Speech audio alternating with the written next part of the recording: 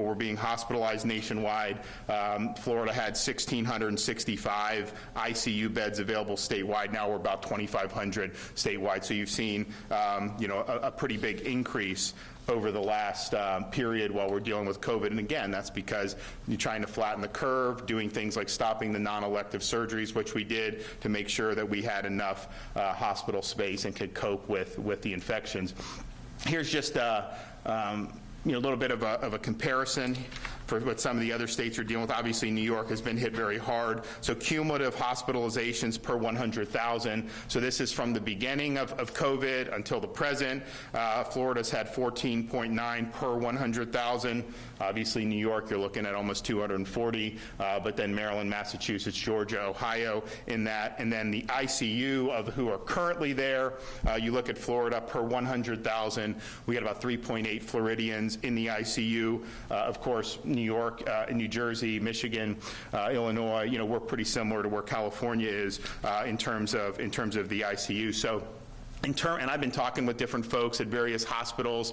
I think that if you go back a month ago, most of them were understood we had a mission and they were good, but there were some whose, hair were on fire, the world was, they were really worried about what was going to happen. I think now people feel like the trend has been good, and I think really across the state, I think they're confident that they're going to be able to handle the COVID patients. Of course, you watch it every day to see how this is going, but in terms of flattening the curve and in terms of making sure you have hospital utilization available, clearly we have not gone even close to busting the medical system here. In fact, I think Florida sees it and other places around the country is because there's been so much space created, I think you're starting to see some people get laid off on the other end of this, and so you may see some hospital resources diminish. I think we can mitigate that and not let that happen here in Florida, but you are seeing that throughout the country. So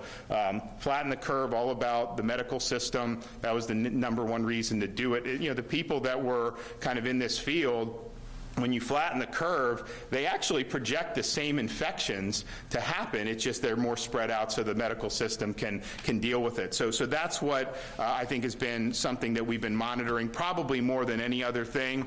I mean, we know there's some people that get COVID-19, don't even know they have it. Some people are asymptomatic. Some people have very mild symptoms.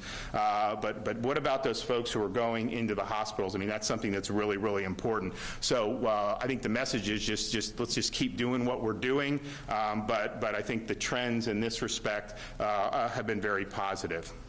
Now that we are seeing these trends, we obviously got to be thinking about what the next steps are for the state of Florida. I know the president has been talking about, the quote, reopening of the country. Some other governors in the Northeast, out west, have talked about what kind of the next phase of this looks like. And we still don't know everything about this coronavirus, and we obviously watch the data on an hourly basis, even a minute-by-minute basis, but it obviously is prudent to start thinking about and planning for people getting back to work and getting society functioning in a more healthy way. So I am going to be putting together a task force for the resurgence and reopening of Florida.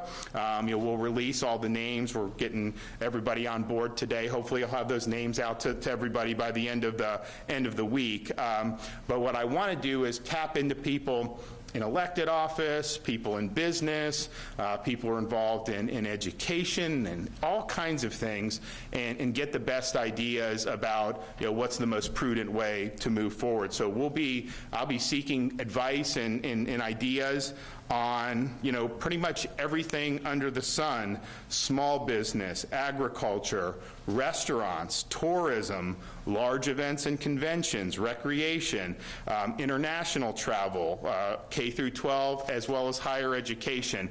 There are a whole host of things that we need to be thinking about. We're also specifically looking at, and I mentioned this I think yesterday, the day before, testing. Now, we've done a lot on testing, but I think with the new technology that's available, I think a lot of employers are going to want to have easy access to tests that can be done quickly. Hopefully you get the instant test, but if not, at least be able to get one within 24 hours. And so I've got folks working on that. What does that look like? You know, what type of resources can we leverage to do it? I think it's just been a capacity issue in terms of para reabrir la economía de la Florida.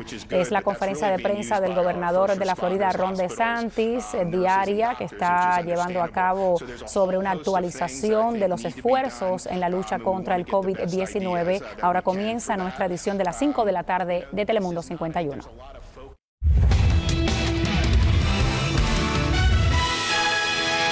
El superintendente escolar de Miami-Dade se pronuncia sobre si reabrirán las escuelas o no antes del final de este año escolar. China comienza la segunda fase de una prueba clínica para una vacuna contra el COVID-19. Aprueban el uso de tarjetas EBT o sellos de alimento para pagar por comida por internet. Te explicamos cómo funciona y dónde puedes usar esas tarjetas. Buenas noticias. Facebook anuncia una iniciativa para ayudar a los pequeños negocios durante la pandemia.